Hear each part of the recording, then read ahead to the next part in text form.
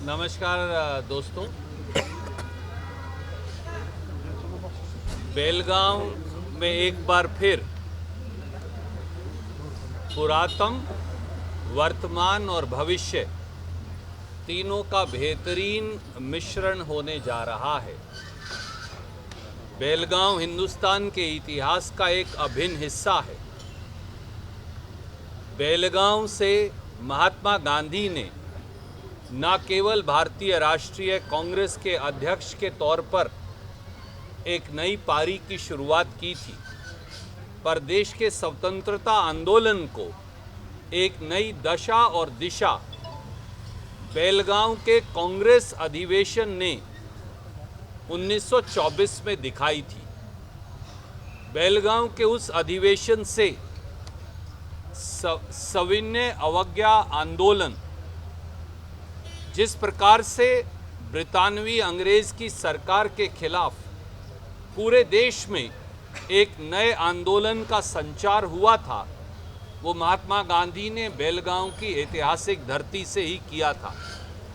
जिस प्रकार से समाज की कुरीतियों के खिलाफ लड़ने और पूरे समाज को इकट्ठा कर जात और धर्म का भेदभाव मिटाकर, क्षेत्रवाद का भेदभाव मिटाकर पूरे देश को एक सूत्र में पिरोकर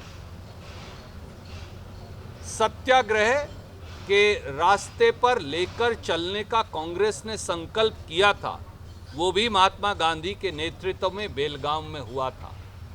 एक बार फिर 100 साल के बाद दोबारा भारतीय राष्ट्रीय कांग्रेस की एक्सटेंडेड कार्य समिति की बैठक और उसके बाद एक रैली, एक बहुत बड़ी रैली का आह्वान, गांधी के पथ पर चलने का आह्वान, इस देश में फिरका प्रस्त ताकतों से लड़ने का आह्वान, एक बार फिर सत्याग्रह के उस रास्ते पर चलकर समाज को समुचित तौर से इकट्ठे करने का आह्वान भारतीय राष्ट्रीय कांग्रेस ने श्री मल्लिकार्जुन खड़गे और श्री राहुल गांधी जी के नेतृत्व में करने का निर्णय किया है। इसलिए कांग्रेस का ये अधिवेशन, कांग्रेस की ये कार्य समिति की बैठक अपने आप में ऐतिहासिक है और हमारे प्रदेश कांग्रेस कमेटी के अध्यक्ष श्री DK शिवकुमार, मुख्यमंत्री जी श्री सिद्धारमैया जी के नेतृत्व में उसी स्थान पर जहां महात्मा गांधी जी ने अपना अध्यक्षीय भाषण दिया था, वहीं पर फिर 26 तारीख को उसी स्थान पर कांग्रेस कार्य समिति की एक्सटेंडेड बैठक होगी। अगले दिन विधानसभा में महात्मा गांधी जी की प्रतिमा का अनावरण होगा और एक बहुत बड़ी जनसभा गांधी के पथ पर पूरे कर्नाटक सहित देश को रीडेडिकेट करने के लिए और उनके दिखाए रास्ते पर चलने के लिए एक बार फिर उसका आयोजन होगा। संविधान जो है वो सर्वोपरि है। संविधान हमारे लिए एक ग्रंथ के समान है। आज भारतीय जनता पार्टी बाबा साहब अम्बेडकर का अपमान भी करती है। अमित शाह सदन के पटल पर और भाजपा पूरे देश में संविधान को, बाबा साहब अम्बेडकर को अपमानित करने की कोशिश करती है, साजिश करती है। तो दूसरी ओर ये अधिवेशन, कांग्रेस कार्य समिति की बैठक और ये जनसभा इस बात का संकल्प होगी कि किस प्रकार से ये देश और इस देश के लोग केवल संविधान के अनुरूप चलेंगे। मैं अब अनुरोध करूंगा प्रदेश कांग्रेस कमेटी के अध्यक्ष DK शिवकुमार जी से कि वो अपनी बात कहें। जी, सब आ रहे हैं।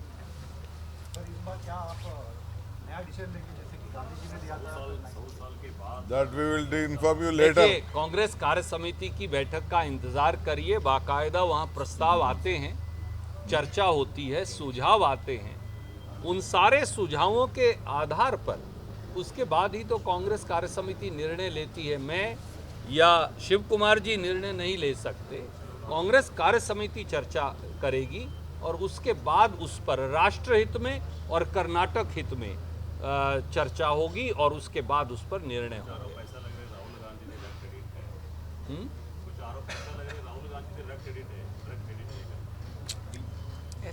कुछ That लोग we'll अपना discuss मानसिक संतुलन खो बैठे हैं।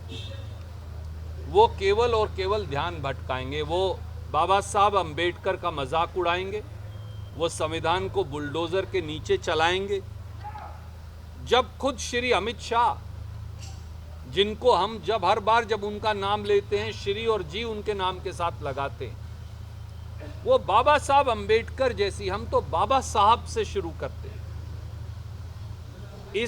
इस मुल्क के संविधान निर्माता के तौर पर जिनको देखा जाता है, जब उनको गालियां दे रहे हैं, मजाक उड़ा रहे हैं, तो आप क्या समझते हैं कि वो खड़गे जी और राहुल जी को छोड़ेंगे? महात्मा गांधी को इसी विचारधारा ने कत्ल किया था, और इसी विचारधारा ने जब महात्मा गांधी जिंदा थे तो उनका पुरजोर विरोध किया था। तो हर व्यक्ति जो गांधी है उसे ये अग्नि परीक्षा तो देनी पड़ती है। ऐसी देश को तोड़ने वाली ताकतों की गालियां और विरोध सहना पड़ता है, और इसीलिए वो गांधी हैं। न महात्मा गांधी रुके थे, न राहुल गांधी रुकेंगे।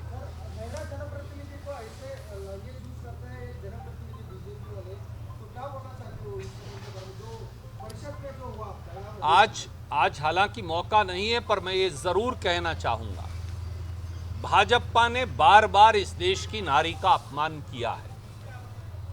भाजपा का चाल चेहरा चरित्र ही नारी विरोधी, युवा विरोधी, किसान विरोधी, दलित, आदिवासी और पिछड़ा विरोधी है। जिस प्रकार से गंदी हरकतें और भाषा का इस्तेमाल एक बार फिर भाजपा के नेता महिला नेत्रियों के लिए कर रहे हैं, न केवल वो भर्त्सना योग्य है, पर मैं कर्नाटक की सरकार से आग्रह करूंगा कि ऐसे अपराधियों के खिलाफ कड़ी कार्रवाई करें। ಪರಿಷತ್ ಕಲಾಪದಲ್ಲಿ ಪ್ರತಿಧ್ವನಿಸಿದೆ ಕಣ್ಣೀರ ಖಾನಾಪುರ. ರಿಪಬ್ಲಿಕ್ ಕನ್ನಡ ಸುದ್ದಿವಾಹಿನಿ ತಂಡ ಕಣ್ಣೀರ ಖಾನಾಪುರ ಅಭಿಯಾನದ ಮೂಲಕ ಒಂದು ಗ್ರೌಂಡ್ ರಿಪೋರ್ಟ್ ಮಾಡಿ ಕಾಡಂಚಿನ ಜನರ ಬದುಕು ಬವಣೆಯನ್ನು ತೆರೆದಿಟ್ಟಿದೆ. ಒಂದ್ಸಲಿ ವೋಟಿಂಗ್ ತಗೊಂಡ್ರೆ ಕೆಲಸ ಮುಗಿದ್ರಿ ಸರ್. ಹೆಣ್ಮಕ್ಳು ರಾತ್ರಿ ಹೊರಗಡೆ ಹೋಗೋದಕ್ಕೆ ಭಯ ಪಡ್ತಾರೆ. ಹೆಸರಿಗಷ್ಟೇ MLAಗಳು ರೊಕ್ಕ ಮಾಡ್ಕೊಂಡು ಹೊಂಟಾರ. ಜನರನ್ನ ಈ ರೀತಿ ಸ್ಟ್ರಕ್ಚರ್ಗಳ ಮೂಲಕ ತೆಗೆದುಕೊಂಡು ಹೋಗ್ತಾರೆ ಅಂತ ಹೇಳಿದ್ರೆ ನಮಗೆ ನಾಚಿಕೆ ಆಗಬೇಕು. ಒಂದೊಂದು ಪರಿವಾರಕ್ಕೆ 15 ಲಕ್ಷ ರೂಪಾಯಿ ಕೊಡ್ತೇವೆ. ಶಿಫ್ಟ್ ಮಾಡುವಂಥದ್ದಕ್ಕೆ ಸರ್ಕಾರ ಅನುಮೋದನೆ ಕೊಡ್ತದೆ ಅನ್ನುವಂಥ ಭರವಸೆಯನ್ನು ಕೊಟ್ಟಿದ್ದೇನೆ. ನಾವು ನಿರಂತರವಾಗಿ ಕಣ್ಣೀರ ಖಾನಾಪುರ ಅನ್ನೋ ಶೀರ್ಷಿಕೆ ಅಡಿಯಲ್ಲಿ ಮಾಡಿದಂತ ವರದಿ ಮ್ಯಾಸಿವ್ ಇಂಪ್ಯಾಕ್ಟ್ ಆಗಿದೆ. ರಿಪಬ್ಲಿಕ್ ಕನ್ನಡ, ಇದು ನಿಮ್ಮ ಧ್ವನಿ.